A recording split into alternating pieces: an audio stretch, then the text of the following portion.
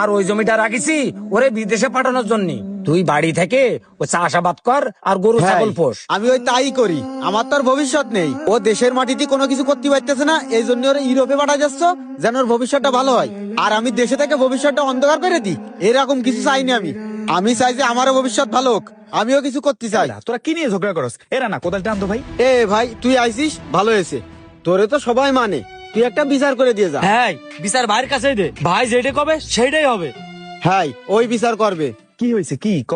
করছি। এ ভাই, একটা জিনিস তুই বোঝ, আমাদের বাজারের ওই জমিটা বিক্রি করে আব্বা ওরে ইউরোপে পাঠাবে, আর আমারে দেবে 2 লাখ টাকা ব্যবসা করার জন্য, আর না হয় একটা গরু কিনে দেবে। আচ্ছা তুই ক, আমার যে 2 লাখ টাকা দেবে, এই 2 লাখ টাকা আমার ভবিষ্যৎ আছে? আমি জীবনে কিছু করতে পারবো? কি চাচা, এটা কেমন বিচার কন্ত? কেন, আমি কি ওই কইছি আমার বড় ছেলের প্রতি আমি অন্যায় বিচার করেছি?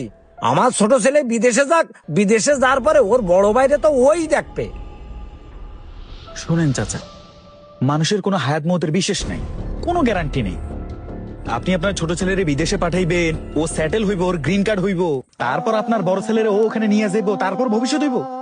আপনি আপনার মনের দিকে একটু তাকান, ছোট থেকে ওরে দেখতেছি যে এই সংসারের জন্য করতে করতে করতে করতে নিজের অবস্থা খারাপ করে ফেলছে। আপনারা আজকে 5 বছর ধরে কোনো কাজ করতে দেয়? হ্যাঁ, তাইলে আপনি কেমনে একটা জমিন পুরোটা বিক্রি করে আপনার ছেলেকে দিবেন, তারপর ওর ভবিষ্যৎ গড়বে? শোনেন চাচা, একটা কথা বলি, আপনার উচিত ছিল আগে বড় ছেলেকে লাইন ফাইন করা।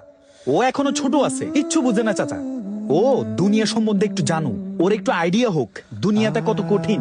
শুধু প্রবাসে গেলেই যে ভালো কিছু করে ফেলবো এটার কি গ্যারান্টি আছে বলেন তো? কথাগুলা ভেতর থেকে আসছে, কেন জানেন? আপনার বিচারটা আমার ভালো লাগলো না। এক ছেলেকে ভালো চোখে দেখতেছেন, আরেক ছেলেকে খারাপ চোখে দেখতেছেন। আপনি এক কাজ করবেন, আপনি বাইসা থাকতে থাকতে দরকার হলে আমগো কয়জনরে ডাকবেন। আপনার যে জমিন আছে, যে বাড়ি আছে, 2 ছেলের নামে সমান সমান